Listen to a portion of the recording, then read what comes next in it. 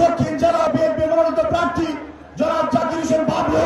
ত্রয়োদশ জাতীয় সংসদ নির্বাচনকে সামনে রেখে ময়মনসিংহে বিএনপি আয়োজিত এক জনসভায় মঞ্চে দলের ভারপ্রাপ্ত চেয়ারম্যান তারেক রহমানের পাশে ছাত্রদল সভাপতি রাকিবুল ইসলাম রাকিবের বসা নিয়ে সামাজিক যোগাযোগ মাধ্যমে আলোচনা ও সমালোচনার ঝড় তৈরি হয়েছে। তারেক রহমানের পাশে বসাকে কেন্দ্র করে অনেকে ছাত্রদল সভাপতিকে নিয়ে ট্রল করছেন। এবার সেই বিষয়টি ব্যাখ্যা দিয়েছেন রাকিবুল ইসলাম রাকিব নিজেই।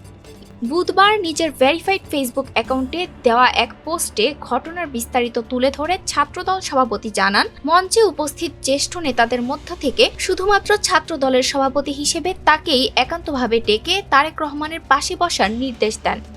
রাকিব তার পোস্টে উল্লেখ করেন, তার জন্মস্থান ময়মনসিংহ জেলা হওয়ায় ২৭ জানুয়ারি অনুষ্ঠিত নির্বাচনী জনসভায় তারেক রহমান মঞ্চে আসন গ্রহণ করার পরপরই তাকে ডেকে পাশে বসতে বলেন। তবে কেডস পরিহিত থাকায় বসতে অসুবিধা হওয়ায় পরবর্তীতে তারেক রহমানের অনুমতি নিয়ে তিনি সামনে পা দুলিয়ে বসেন। ছাত্রদল সভাপতি আরও জানান, মঞ্চে বিএনপির যুগ্ম মহাসচিব, সাংগঠনিক সম্পাদক, ৫টি জেলা বিএনপির সভাপতি এবং ময়মনসিংহ বিভাগের প্রায় ২৪টি আসনের সংসদ সদস্য পদপ্রার্থী উপস্থিত থাকলেও বিশেষভাবে তাকেই ডেকে পাশে বসানো হয়, যা তাকে সম্মানিত করেছে।